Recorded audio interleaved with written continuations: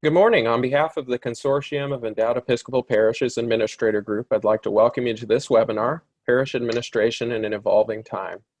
A special thank you to Joe Schwimmer for coordinating this webinar, and to our panelists, Dr. Eleanor Bergquist, Joni Huerta, Laurie Kazilionis, and George Plews.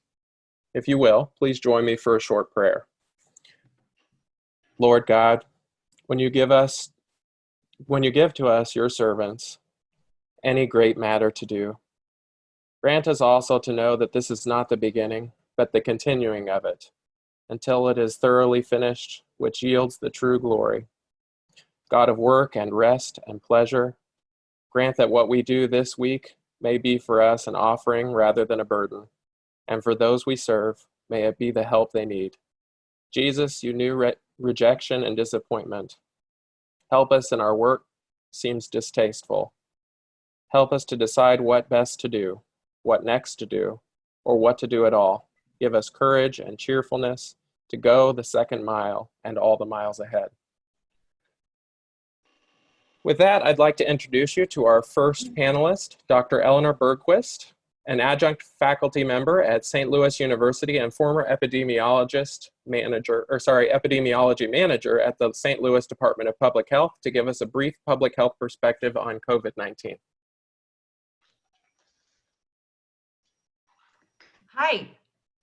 So I guess what I want to say for administrators for looking at the week ahead or the weeks ahead is that I don't know if you've been, I'm sure everybody's been reading the news, but one thing that I pay very close attention to is the testing capability, because that has knock-on effects for a lot of things. Number one, resources, but also sort of anxiety and the fear factor. So as we move into the next week or 2 weeks and the commercial labs come online and more tests begin to result, there will certainly be more positive cases, because you're sort of thinking about 5 to 14 days back when we didn't have the restrictions. So you won't start to see that downshift in positive cases for another probably 2 weeks. Or 1 week, but probably 2 weeks. So I expect there to be sort of a very large uptick in new cases this week and the end of next week, through the weekend and into next week. So in terms of your administration and the way that you're doing things, what that means is I suspect many of us will know somebody who has COVID-19 probably in the next 2 weeks. So depending on the populations of your parishes, whether you have a particularly at-risk population, that might be more intensive for you. But there's, of course, as you know, several ways to be at risk. The mental health, as I've said before, is a really big part of this game, and that uptick in cases will also create, like I said, an uptick in fear and anxiety. Potentially what are called the worried well, will begin to stream into healthcare services, which burdens them even further. So there'll be a lot of anxiety around that, people getting care that they need, not even just COVID-19, but there are other conditions that people need care for. People have babies every day, cancer is still very prevalent in many people's lives, et cetera, on down the line. So just keeping an eye on both that mental health thing and of course, just managing anxiety, and then the physical health of your populations as the next 2 weeks progress. Thank you for that perspective. I know that you're going to be jumping off a little earlier than some of our other panelists, so I want to ask you a few further questions while we have you on the call. You mentioned that there were, things are changing day to day, and that as the testing is coming more online, we're going to see some changes. What is the best way for us to stay informed about what best practices and what's going on from a day-to-day perspective? Yeah, I know that many different for-pay news sources like the New York Times have dropped their paywalls for COVID-19 coverage. So picking sort of like your favorite news source, and then you know, trying to stay with them would be a good one. I particularly like the New York Times, and I like CNN. I like those sort of like refreshing updates. However, that might be really anxiety inducing or a trigger for many people because it does refresh so frequently, you know. Of course, the CDC is, you know, the foremost authority in the United States of what to do in terms, oh, thank you. One panelist is saying that the Wall Street Journal has also dropped their paywall for COVID-19. I love the Wall Street Journal. That's another great one. So I think that finding your usual news source and seeing if they've dropped their paywall, if not, then finding one. Checking out, of course, the CDC is a really important place to look. And then I would also say for people who feel comfortable on Twitter, I feel like a lot of, at least here in St. Louis and other places, a lot of politicians who then control your local ordinances and your local regulations, they're posting a lot of things on Twitter. So I've been finding a lot of, sometimes it's hard to navigate your local government's websites. You know, those aren't necessarily the user interface on those is not usually the most friendly. It's sort of, you have to punch through multiple different pages to find what you want. So if you find your county executive or your mayor on Twitter, very often they tweet out what you need to know. Have you gone to shelter in place? What are the local restrictions that you have there? Because it's very important to realize that in health and in emergencies, that emergencies are very local. I mean, as we know from Katrina, as we know from all the hurricanes, you know, the disaster response and what happens is very boots on the ground, is very local. So checking Twitter in addition to those national sources for your you know, local politicians. Great, thank you. I'm curious from a local perspective. So we are currently shelter in place here in Kansas City, or at least that will be starting up here shortly this week. What can we expect out of that? I mean, you mentioned some of the mental health things. What are some supports that we can offer as a church for people in these situations? Right. So I would suggest that you all look to, I mean, I was on a call last week with CEEP, and there were some amazing suggestions from different individuals within your network. So I think that your best resource is each other. I mean, I'm not saying that facetiously. I mean, I think many of the people in the church have fantastic ideas and are already doing things. I think you can look to Seattle, King County. I think you can look to New York as much as that's possible, and then California, to see what they've been doing in their communities. The people who've been sheltering in place longer than you have good ideas about not only what works, but what doesn't work. You know, so you don't have to spin your wheels and your precious resources doing something that hasn't worked for other people. I mean, that's not to say that what works for Seattle, King County is going to work for Kansas City or St. Louis, but it's a great resource to try. But of course, as an epidemiologist, you know, just that social distancing that we're all aware of, an easy way to think about it for everything is to put your arms out like a helicopter. And then if you can spin around, if you touch anything, like I'm about to touch this wall, this is too close. So if you're close enough to touch somebody when you spin around like a helicopter, that's too close. So that's your social distance perimeter, is that helicopter spin with both arms stretched out, if that's helpful. That is helpful. Thank you for sharing that perspective. Just to kind of reiterate some of the things that you mentioned, it sounds like the best news sites are the traditional news sites, New York Times, Wall Street Journal, CNN, CDC. And CDC. And then one of the unique things that you said was following some of your local leaders on Twitter, which is something that I had not thought about. So that was really great. One of the other things that you mentioned was people experiencing mental health and social distancing. I'm going to open it up. We have a couple more minutes to ask questions. Do any of the panelists have any questions that they would like to share with Dr. Bergquist?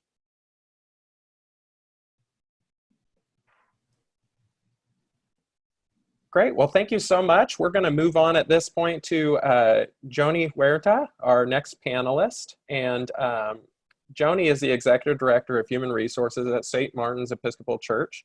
And she'll speak with us about the HR perspective of supporting and transitioning employees during COVID-19. Thank you, Zach. I appreciate the opportunity to speak with you. Can you hear me okay?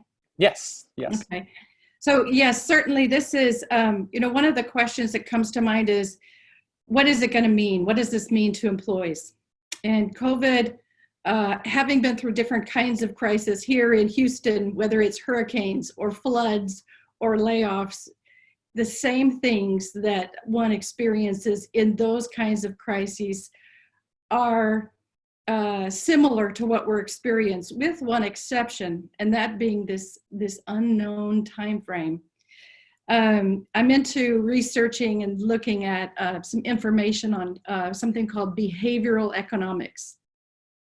And some of my favorite authors talk about things like how in the absence of having, knowing what to expect in the future, we give equal weight to things that are remote possibilities as we do to ones that are more likely. And so that explains why, for example, a parent gets very nervous when their child doesn't show up for curfew time. And I think that principle is so important here, because really from this standpoint, as an HR practitioner, there are three elements that weigh in that are essential. One is communication. One is understanding the law and helping to interpret that. And I'll touch on it briefly, but then we'll let our legal advisor later on speak to that more thoroughly. And the final thing is really equipping employees or equipping supervisors to be effective and capable during this time with their folks. So from a communication standpoint, what I just said about behavioral economics matters, because really the idea is then that to the extent that we can provide information to our employees, whatever it may be, it's appropriate that we're active and visible at this time. And whether that's phone calls, regular phone calls that they know about, whether it's email, whether it's text, those things matter. Active and visible presence, and the truth matters. A genuine statement that, yes, I can provide for you during this period. I don't know what the future holds after that, but I can assure you of my intention, which is to support you in any transition that may occur. So setting expectations matters under communication. OSHA certainly has, far-reaching, and whether or not we're specifically governed by OSHA here, it's still the intent of that kind of thing, and telling people to stay home, to provide workplace-free hazards matters here. Setting expectations through communication about projecting a sense of peace. Here we are, aren't we, supposed to be from the church? This is our prime opportunity to step up and be the people that we want to be. Projecting expectations as simple as things with things like gossip. Just last week, there was a rumor that somebody with our neighbors had the virus, and it was unfounded, but reminding folks of our expectations through our communication about how to escalate things, as opposed to, hearing something and passing it along is important at this time. And then setting expectations with communication on things like confidentiality. We certainly don't want to make headlines as being the first or one of the first churches. So reminding folks that we're not only subject potentially, depending on state laws, to protect sensitive personal information, but also that there's a pastoral element of keeping some confidence there. And again, another setting expectations then has to do with taking precautions, reminding folks that they could be called upon at any point in the future, because we don't know what's going to happen, to take precautions, that this isn't a vacation. Under communication, there's another whole aspect, and that is communicating our benefits.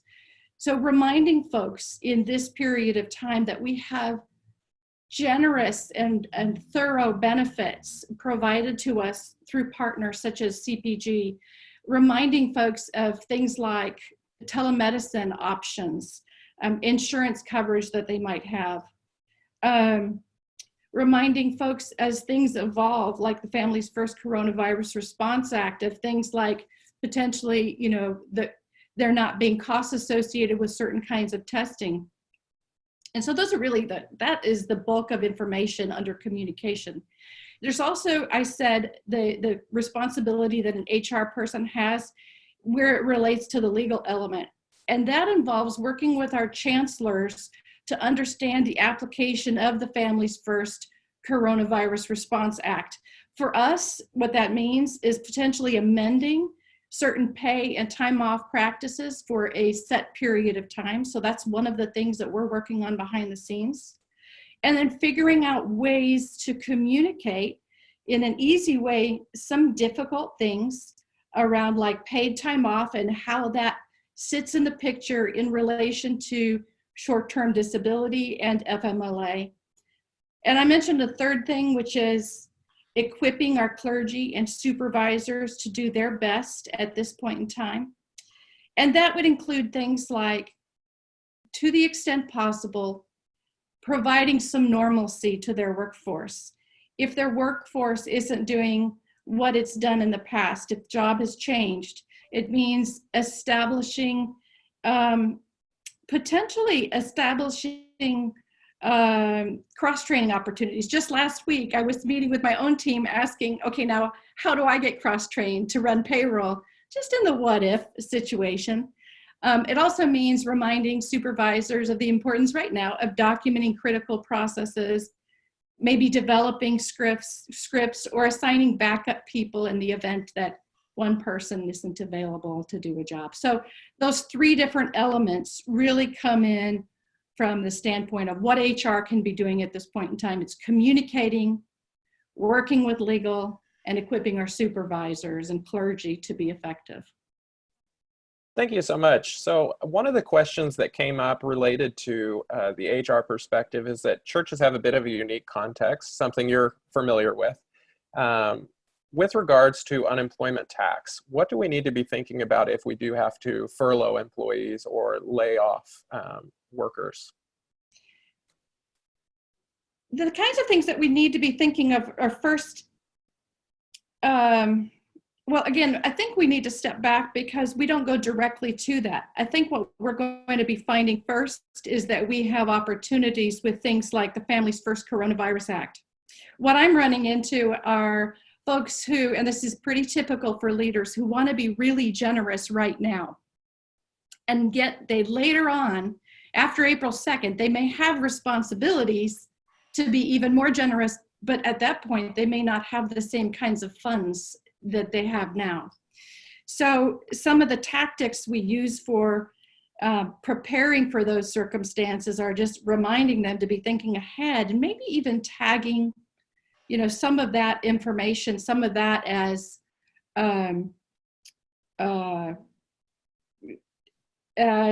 maybe finding a way with our legal partners to say, hey, we're potentially giving an advance on, benefits that we may owe you, we could potentially owe you down in the future.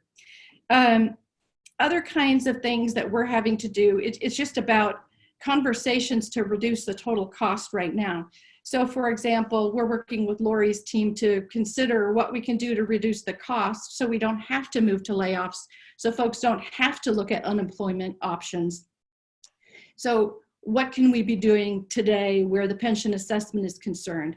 What can we be doing today to work with the diocese if there have been stipulations in the past about grandfathered employees where those kinds of structures may or may not work for the present time. And then there are other kinds of things that we can resort to if we have to look at unemployment and those kinds of things. First of all, one of our callers is reminding us that unemployment benefits vary by state. So that's important to keep in mind. But there are things that we can be doing as an employer before we get to that. We can be rotating who's working. We can be providing tools to people so that they can be preparing for potential job loss. For example, even offering them, helping them with their part-time work pursuits, or if they're looking to get retooling in something, allowing them to use our systems, and then certainly giving them information about federal, state, and local programs that might be available to assist them at this time. So that kind of goes back to establishing the cross-training opportunities you were talking about before. Just to kind of reiterate what you shared. So really you were talking about a framework of communication, considering the legal element, and then empowering supervisors and employees through training and a documentation of critical processes. And then that last bit really was about laying people off and furloughing employees as being a last resort, and all of the other ways that you can manage employees during something like COVID-19 or any other critical time that we have in the future. Can I add one point? Absolutely. Zachary, if I could, just equipping the employees to do, sort of reimagining the workplace, if you will, as a place that's not a central location, but is many locations, so locations in people's homes or in a home office, whatever, and equipping people to do that is also critical to kind of lets employees, what I've discovered in these few short days is it lets employees get the sense you're working with them to try to figure out how to make their jobs continue and expand or adjust or whatever it has. It can be as simple as giving them access to particular parts of computer services or various ways of connecting that didn't exist before. And there's a lot of opportunity for us there. Thank you. Joni, did you have any closing thoughts that you wanted to share? We have a few questions that I'm going to go ahead and push to the Q&A portion. Was there anything you wanted to say in closing? I think to the point of the gentleman who just commented, the importance here is these are unprecedented times. Let's first of all assure folks where we can that they're valued and that their role is essential in the body of Christ and the goals that we're trying to accomplish here, and that we have their well-being in mind. And then to the extent that we can be flexible and we can help them if we have to, do whatever it takes, whether it means allowing them, considering amending time off policies, considering amending whether they bring their children to work, considering all sorts of things that we maybe haven't allowed in the past, and asking ourselves why we haven't gone there and whether the barriers, obstacles that kept us from offering those opportunities in the past still apply. Thank you, Joni. We're going to shift to our third panelist now. Laurie Kazilionis is joining us from Church Pension Group, where she's a senior vice president, to give us a perspective from church insurance. Thank you, Zach.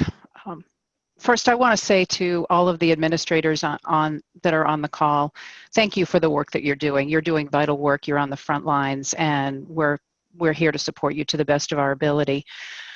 My responsibility is from the employee benefits side of the business. So most of my comments will be around the employee benefits side of the business. With regard to church insurance questions, I have one of my team members on this call, and we'll take questions and take them back and get back to the group about specific questions. One thing that I wanted to tell you all is that as you can imagine, questions are pouring into CPG from administrators, from employees, and our leadership team is taking all of this extremely seriously.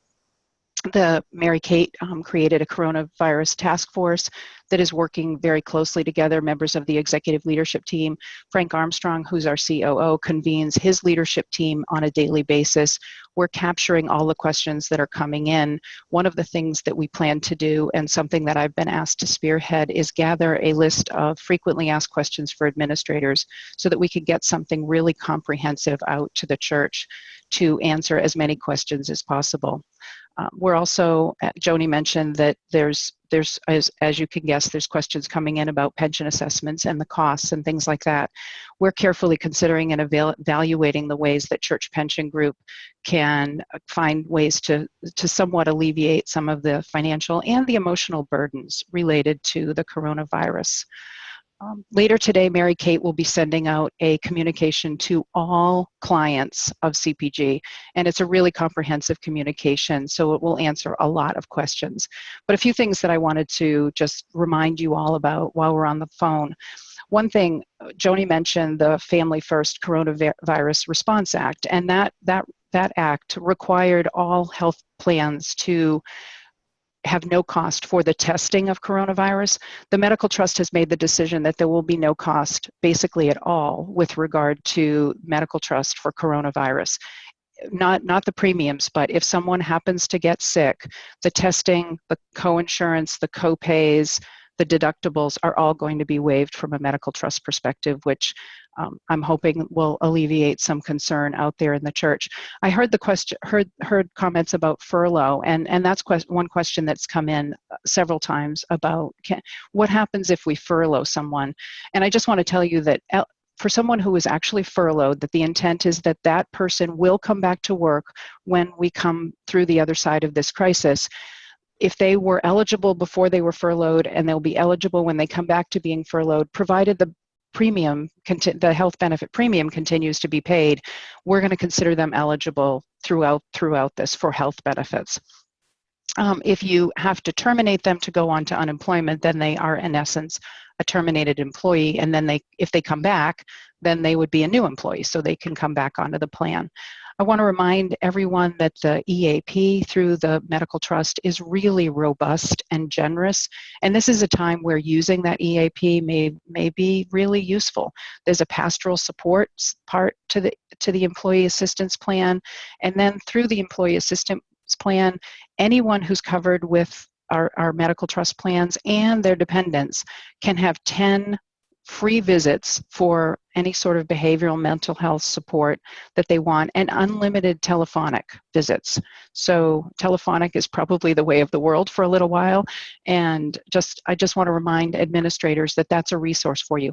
There's also a management component to the EAP. So if there's, Joni was talking about all the challenges of being a manager during this time, and it's a different world. Your employees are not right outside your door, so that if there's things that can be helpful from a management perspective, the EAP is there to help. A couple of other things that Church Pension Group is doing right now is Church Publishing has made available free of charge some digital publications to support the church during this time. The Book of Common Prayer in English and Spanish is available free of charge. Living Lent, which is a Barbara Cawthorne Crafton book, is free of charge digitally. And Candle Walk, which is a toddlers through elementary school children support a book for you, those of you who are trying to maintain Sunday school and some connectivity to your children, is available out there. A couple of other things, obviously with the CDC guidelines for the 8-week control over gatherings of 50 or more, which is a constantly changing story, but we made a decision that all conferences that we were going to host in the next 8 weeks would be postponed. We're working through figuring out whether or not some can be rescheduled, some may not be able to be rescheduled, but a few other things. We are going to host a Managing Anxiety During the Coronavirus Pandemic by Cigna on this Friday. So on Friday, Cigna will be hosting that, which you might consider sharing with all of your employees and having them join that call. The Cigna webinars are usually quite good, so I would recommend that. There's all kinds of e-learning modules available on our website. There's also financial. We have 3 certified financial planners on staff right now. And in this evolving financial market, I suspect some people have some anxiety. Those folks are available. We're all working. Folks can call into our call center, set up an appointment to speak with a financial planner. Anyone who's enrolled in any of our plans can talk to someone, and that might be a source of a way for them to feel a little bit more comfortable about what's going on in the world. Although I'm not sure they're going to solve it, but they might at least be able to explain it. So that's a high level overview of some things that we're doing, and this is getting a ton of attention in our shop, and we're working really hard to partner with the church to the best of our ability.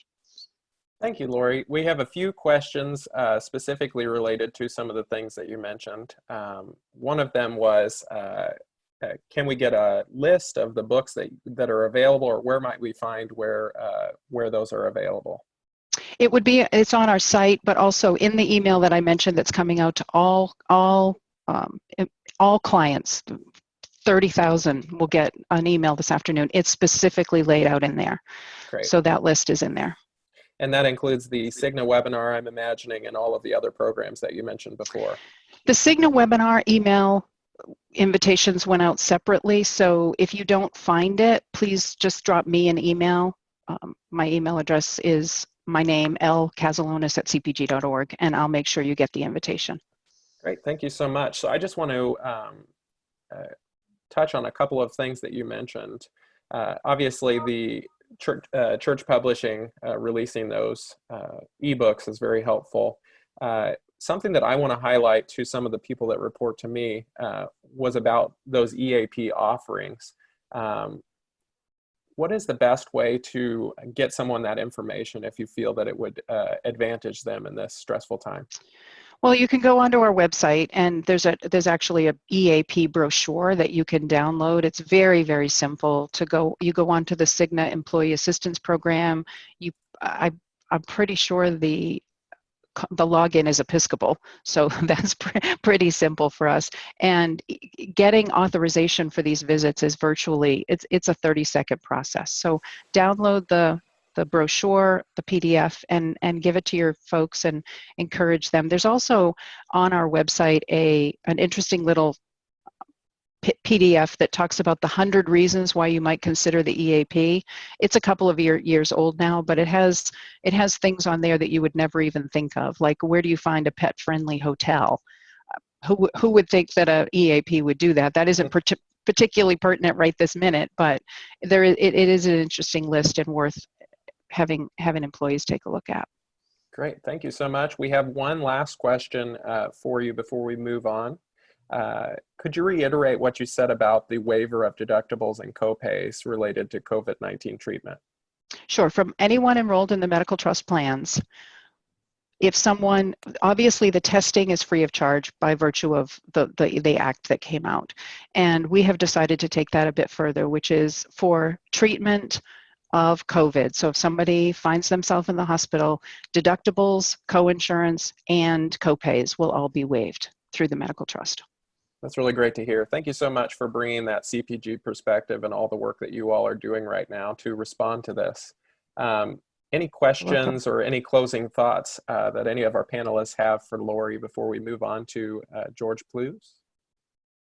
This is George. Just to say how much I appreciate Church Pension Group's work in this and its close work with the church. I work with a number of churches across the board, across the denominations, and the relationship and effort that CPG puts in and church does is outstanding and a great resource to us in these kinds of times. Thank you, George. Thank you. With that, I do want to move on to introducing our fourth panelist, George Plews. You just heard from him. He is a partner at Plews, Shadley, and Braun, LLP in Indianapolis, Indiana, and will now bring us the legal perspective. I know George is the chancellor for CEEP, and I'm looking forward to hearing what he has to share. Well, let me start by joining the other panelists and thanking all of you for your hard work and your good work on the front lines of this unprecedented challenge. And I hope we can see it as a challenge and an opportunity really to advance the church, and not as a terrifying or off-putting time. It really is, there is some good that will come out of this. I'll say one thing about chancellors generally, and one of the questions I was told I might address was to how do you use your chancellor in times like this? And what I would say is just do it. Call them up and put your questions to them and let them work on stuff like what's the latest act out of Washington? Because one of the things I can tell you about the COVID Response Act is that it's in the process of being replaced or expanded or extended right now. So we'll see what the Senate comes up with, or what the Senate and House together finally come up with. But I know chancellors we're all sitting at home, we're aching to do something positive and something good. So call them up, make them a part of your team. There's no question that's too small or too too insignificant to be addressed. And there's a lot of things you can do that way that the chancellors will be happy to help you with. Let me say, secondly, that it is, as some of the comments already show, often a matter of state law. The scope of unemployment insurance obligations and payments and benefits are something that's driven in large parts by state and even local stuff. So you really need to be on the scene and know, for example, the restrictions of the way this crisis has developed with all the different local orders and state orders. You simply have to be on the scene to know the full extent of what you need to do. And the next thing I'd say is there are various contractual doctrines and things. I know there were some questions about what are our obligations under existing contracts now? What do we have to do? To the extent they're affected by the COVID-19 crisis, what does that mean? There are doctrines and there are clauses in contracts called force majeure contractual provisions, or sometimes those are built into common law as well, that describe the limits on describe what happens when the situation develops so that contracts can't be fulfilled. And if you're the contracting party whose performance is prevented, you have a lot of protection there. What I'd urge us to think about, though, is to keep the contractual obligations and directions as normal and relations as normal as possible. If we've been rendered a service and we need the service, continue to make the payments. Even if, and I'd go beyond that and suggest that, this is a personal view now, that our endowments and the gifts that we have from God are made for this time to be used. They're not given to us to try to preserve for all time or the good times. They're made and given to us to preserve and put into play, put into the field, if you will, in exactly this kind of time. So it's a moment for us. It's a moment for the Episcopal Church to shine, and that's not the necessary motivation, perhaps, but it is. I think there really is an opportunity there. So last thing I'll say is be sure to look at your insurance coverage possibilities here. Some in the commercial context, that takes place mostly around property coverages, and people are looking closely at those and seeing if those might have some application to loss of business income or contingent or extra expenses, that sort of thing. This may have a more limited application in church settings, and it does depend entirely upon what policies you have. But one of the things your chancellor can do is look at those, look at the law in your state and jurisdiction, and see what kind of opportunities there might be for insurance to play some helpful role here. It's not the loss of business income is something that's an additional coverage in many commercial policies. The question of whether it applies in a context of a national emergency resulting from a contagious virus is an open question that will be decided probably in the next several years. But it is one that an awful lot of people are looking at right now. As I said, it has more application probably in the commercial context than in the church context, but it may have some here as well. And of course, with your affiliated ministries, it may have direct application. So, thank you, George. I'm just going to hit upon a couple of things that you mentioned. You mentioned sort of seeing this as an opportunity to advance the church and using our endowments as a resource in times like these. Also encouraging us to give our chancellors a call and talk about the latest act out of Washington and possible expansions that are already underway. Finally, and I think this is particularly key, I received several questions about this, so maybe we can expand on it a bit. Looking at our obligations and contracts and thinking about the force majeure and describing the sort of limits that exist to protect us at times like these, I'm going to shift to a question related to that, and that was about vendors being paid. So in some areas, work is being interrupted more than others. And so as we look at not being able to continue business operations as usual, what should our response be if we're not able to submit or remit payments to some of our vendors?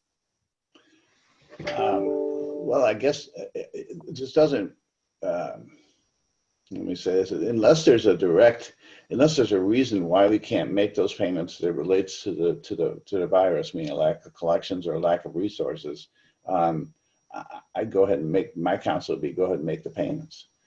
You're buying yourself more trouble by not doing it than you would be, even if you could make the argument of the application of force majeure or something like that. You really are, you're missing an opportunity if you have the resources. Thank you. Does anyone have any questions for George, or George, do you have any closing thoughts? Wait for the questions. I don't see any yet. I know we have a few that you may want to shed some of the legal insight on in our Q&A portion, which is coming up next. Okay, that's fine. That's fine. No closing thoughts, except hang in there. This too will pass. All right. Well, thank you, George, and thank you to all of our panelists. I'm going to shift at this time to our Q&A. If you have a question, feel free to post that in the comments. I see that we have a few that have come through, and so I'm going to do my best to communicate those. Also, we're monitoring email. If you want to submit a question via email, those will be forwarded to me as well. With that, our first question is regarding the framing and the rebranding of social distancing as a denomination. The question was basically about social distancing maybe not being the best terminology for the church at this time, and how we might think about collectively rebranding that as a denomination. Does anyone have any thoughts about that?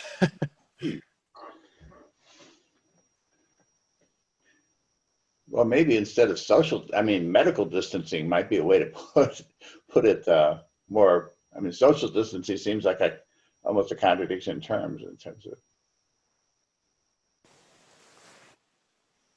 If you end up having any further thoughts about that, please feel free to chime in. We're going to move at this point on to something that I'm sure is on a lot of people's minds right now. We've received a few questions about this.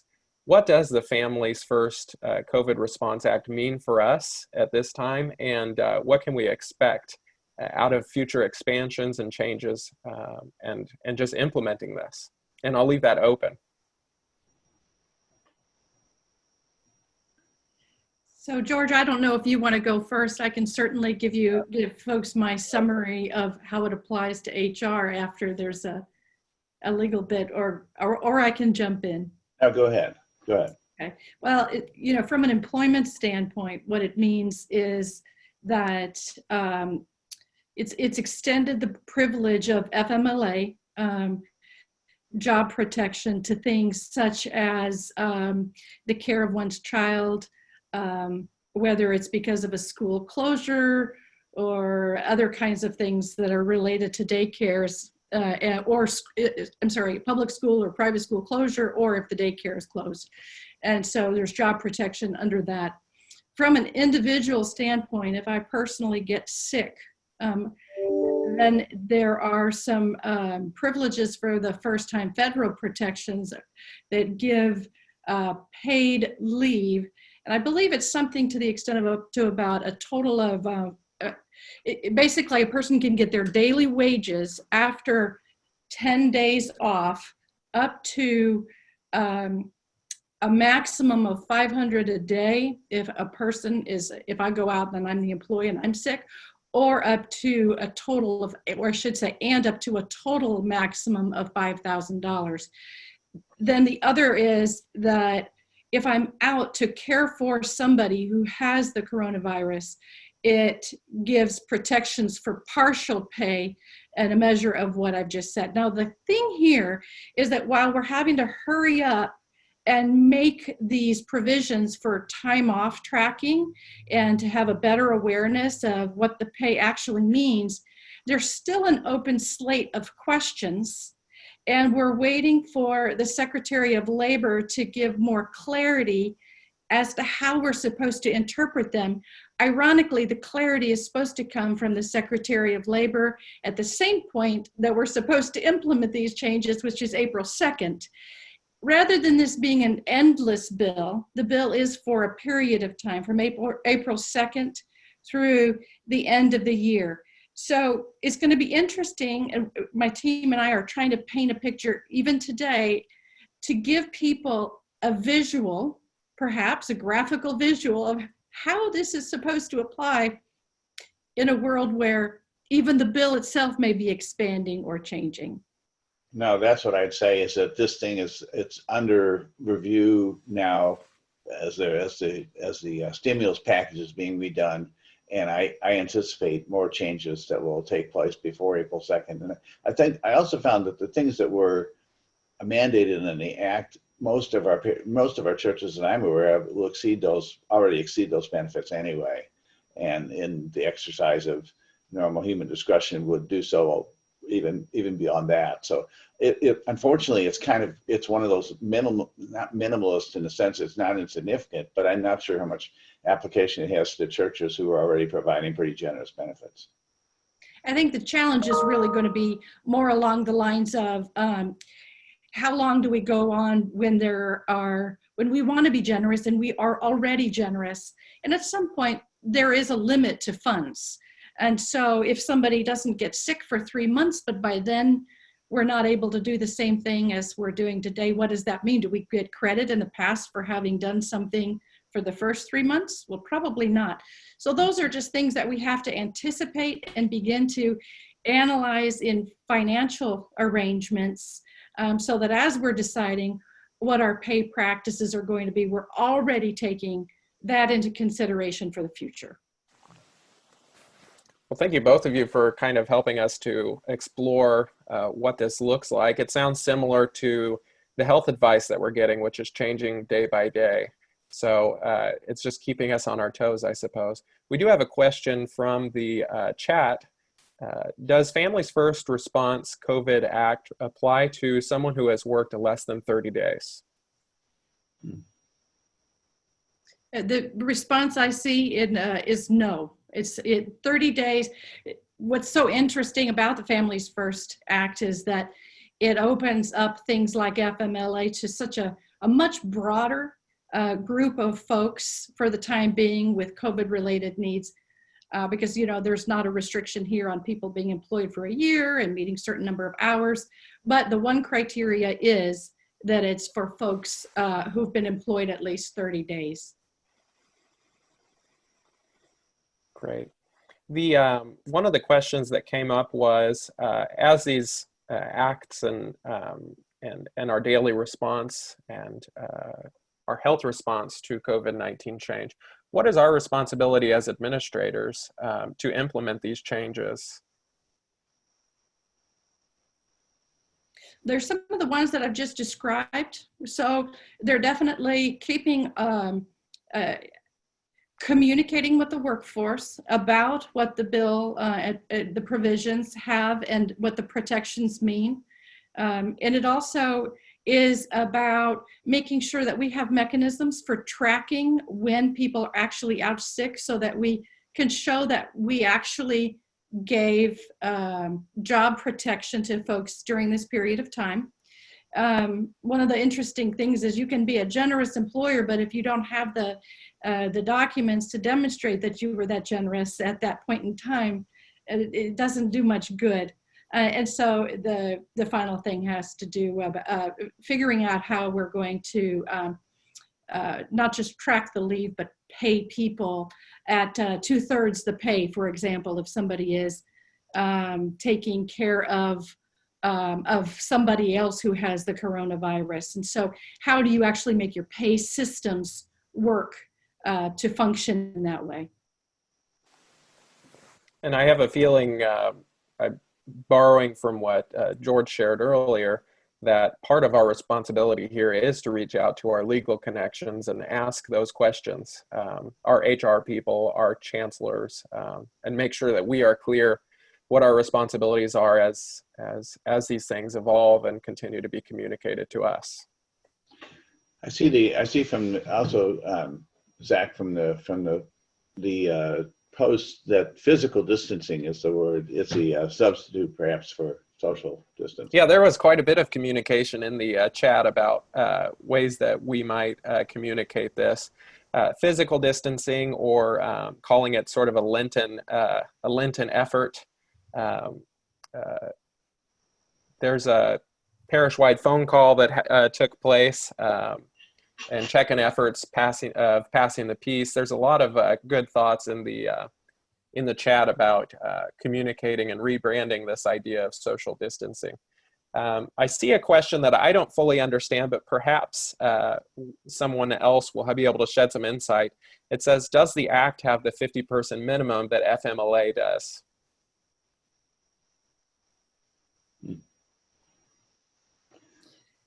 So my understanding is that the Act broadens the application of FMLA for this purpose. And so what we're talking about is any, it even gets down to the I'm sorry, I believe the answer is no, but I think you need to check with your chancellor to be sure.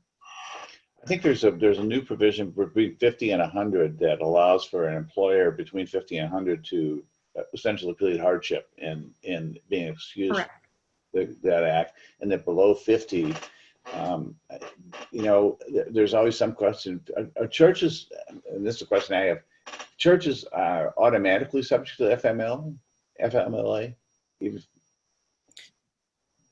Churches are subject to FMLA if yes, we're subject to FMLA.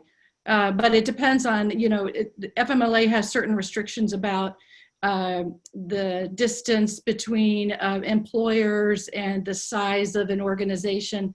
So a lot of churches don't qualify to the basic definition, but otherwise, if you're a certain size and a certain demographic, a certain region, yes, you qualify. Size, okay. We're getting a lot of questions about this act, which is great. One of the questions from Christina is, does the act cover only employees who are working over 30 hours, or does it cover employees working at least 20 hours per week? So this is a good question, and it's something that I'm running into. By the way, I'm not used to acting as the legal advisor here, so I do recommend that between George and I, we've got some good information here. Yeah. But do double check, with your own chancellors. It's changing. It'll be different by Thursday. Absolutely. So the answer today is that this is the way that I'm reading what's written, is that it is to anybody. You can be working 3 hours a week, and it can still apply based upon what I've read so far. But again, this is the kind of information that we're waiting on the Secretary of Labor to come back to define. Yeah, it sounds like, as with the medical issues, consult your local thought leaders and for their perspective and interpretations of the information overload that I'm sure we're all faced with. Let's see. So we just got some thank yous. As an aside, I want to thank all of you, both participants, attendees, and panelists for joining us on this call this morning. And Joe asked me to pass along that the CEEP Network is hosting a finance and endowments webinar today at 3 p.m. and a communications webinar Tuesday at 3 p.m. So I would encourage anyone, this kind of goes back to Joni's advice about cross-training and leaning into the opportunity that we all have to continue to learn in this time of maybe some of us having less day to day. So that's a great opportunity to kind of get the perspective of how we might respond from a financial and communication standpoint to COVID-19. I'll leave it open now at this point for any final questions or closing thoughts, either from our panelists or attendees. We're getting a question, this is for Joe, I suppose. How do we sign up for those webinars? I'm sure he will send some information on the email that will follow up for this with that information. So the webinars, just to repeat that, are the CEEP Network is hosting a finance and endowment webinar today at 3 p.m. and a communications webinar Tuesday at 3 p.m. Zach, can I just say thank you for having me? And also, if anyone on the phone has questions that didn't specifically get answered, like I said, my email address is L and my last name, cpg.org.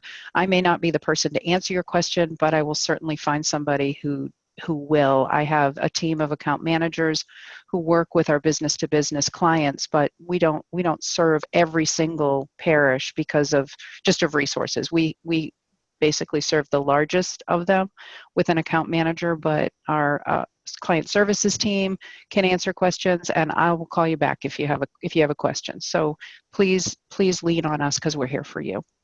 Thank you, Laurie. Joe has just gotten back with us. He says there will be another email coming out later this morning. You can also visit the Facebook page or the CEEPnetwork.org page for more information about those webinars. We have time for maybe just this last question before I close us out. This question is from Galena, and it says, if we cannot let our hourly employees work during this time, can we force them to use their vacation days? Absolutely. It depends on your own policy. Each organization sets their own policies. And I want to be careful to caveat that there may be some state law requirements that I'm not familiar with. For example, if you're in California, chances are there's something I'm not familiar with being over here in Texas. But it depends on your own internal processes, practices, and just so long as it can be demonstrated that you're not discriminating against a certain particular group, but you're making fair, consistent practices, you can do that. It sure helps if you've already stated in advance in your handbooks how employees are to take off time. For example, if you have a requirement in there that they apply vacation time before going into an unpaid status. Joni's right. It is a matter of state law, and importantly, it's a matter of your policy and being consistent in following it. And it never got recently, for example, expanded the amount of paid time off PTO days for our employees from 5 to 10, and put a sort of structure in place for how they might use those if they're staying home during the crisis. So yeah, it's really important to get spelled out in advance and make sure you're administering it even-handedly. That's the thing that can get you in trouble sometimes. Thank you, George, and thank you, Joni. With that, I'm going to close us out. On behalf of the Consortium of Endowed Episcopal Parishes Administrator Group, I'd like to thank our panelists and you for joining us today for this webinar. If you would, please join me in a closing prayer. Almighty God, by your grace alone, we are accepted and called to your service. Strengthen us by your Holy Spirit and make us worthy of our calling as church administrators. Through Jesus Christ, our Lord, who is alive and reigns with you and the Holy Spirit, one God, now and forever. Amen. Thank you, everyone. Thanks. Thank you. Thanks. Bye-bye.